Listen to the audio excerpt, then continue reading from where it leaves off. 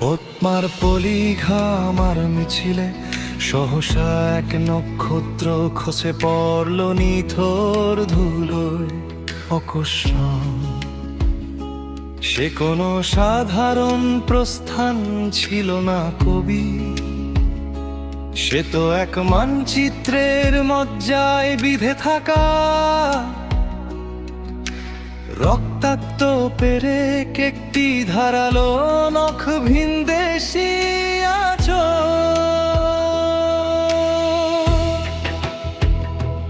এখন শিকারীরা গোল টেবিলে ওপারে, যেখানে কাটা তারে ঝুলে থাকে আমাদের অধিকার।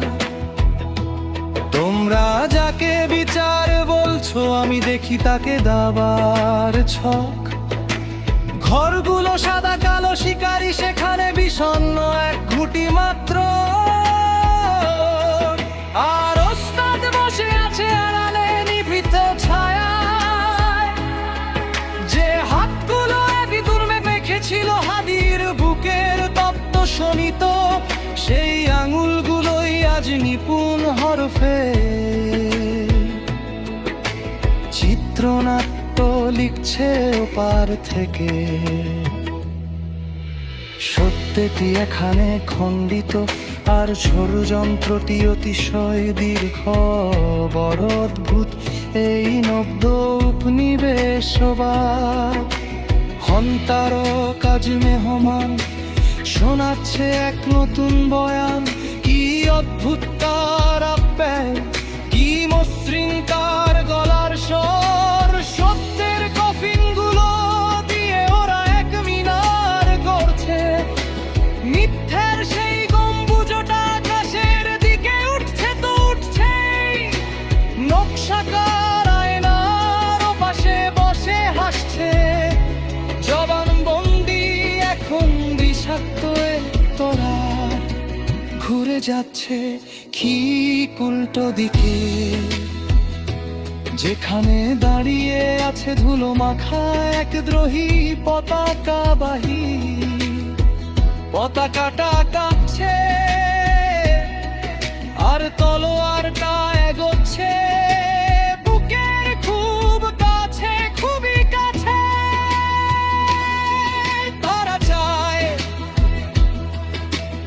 আগুন পাখিগুলো নিজেদের কামড়া তপবাদে।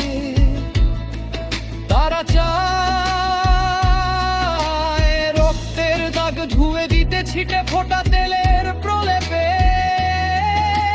জাতিসংঘের ওই যে নীল চশমা পড়ছে কি নামছে, তার আগেই কিন্তু টেবিল সাজানো হয়ে গেছে। কি আছে ওতে? একটা বাসি সত্যের থালা, হ্যাঁ বাসি পচা গন্ধওয়ালা সত্য, যাতে খুব যত্ন করে ঘাতকের নামটা মুছে বিপ্লবীকেই বসিয়ে দেওয়া যায় আসামির কাঠের খাঁচায়। সন্ধে কাটা তার আধিপত্যবাদী খাঁচায় পুরে কি বাঘের গর্জন থামানো যায়? মিথ্যা বয়ানে কি ধুয়ে যায় শহীদি দস্তরখান। আর ওই যে সিংহাসনে নুয়ে পড়া নপুংসক বাদশা, সেও কি জানে না, কিচ্ছু জানে না। দিল্লি নাকি ঢাকা এই স্লোগানে স্লোগানে লেগে আছে কত শতেক তাজা ফিনকি দেওয়া রক্ত।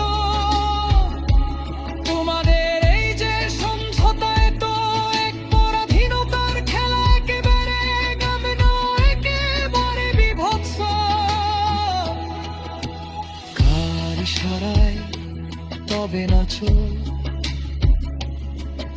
আর ঘরের সন্তানদের করো পর। জানি তো শকুনের চোখে কোনোদিন জল আসে না, ওরা শুধু ওত পেতে থাকে লাশের ধাগায়।